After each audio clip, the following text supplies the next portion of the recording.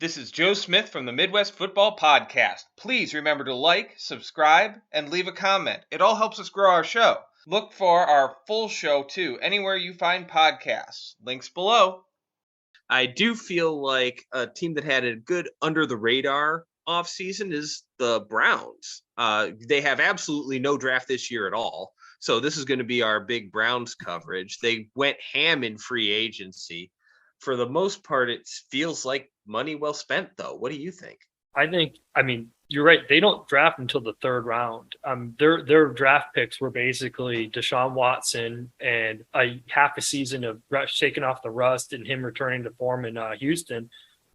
That would be a huge upgrade already. And then they threw in a couple mid rounders to get Elijah Moore, who I really like from the Jets. And that alone, those are two great pickups already if Watson can shake off the rust. And then their big weakness was defensive line. They did similar to Chicago. They threw three guys, including Dylan Tomlinson from Minnesota, and I think they did a good job plugging their holes. Actually, they got a fourth lineman that I forgot about. So I think they had a good offseason. It's a boring offseason, a lot of linemen and a wide receiver too to go with Amari Cooper. But when you look at that, they got Cooper and Moore for third, fourth, and fifth round pick. That's a really good deal. I mean, you get Amon-Ra St. Brown, you get like Tyreek Hill at the fifth round. Those are like the best guys you're getting in those spots, and maybe a Deontay Johnson. But they did a great job using those draft capital, even though they don't have much left. I would agree. They've got, Amari Cooper last year was pretty much asked to carry the entire wide receiver platoon on his own because they let Jarvis Landry walk. Well, with Elijah Moore, they got basically a younger version. They've got their true slot receiver again, that's running different kinds of routes from Amari Cooper.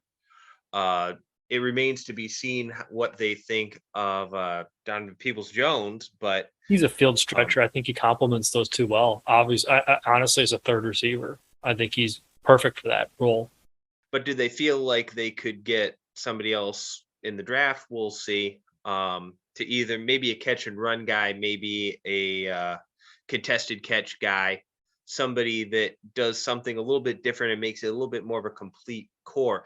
Watson loves those deep threats too, so maybe they add another one. They have a couple in this draft, and don't forget they do have a contested catch guy, David Njoku. He showed some pretty good flashes at tight end. I think he's still there, right? Well, he is. Yeah, that's true. I sometimes forget about him because just because I haven't been up in Detroit, it's harder to get Browns coverage, basically. But yeah, he is there, and they're definitely committed to him with a big money deal that they gave a couple years back. So yeah, they're starting to develop a nice core of targets for Watson.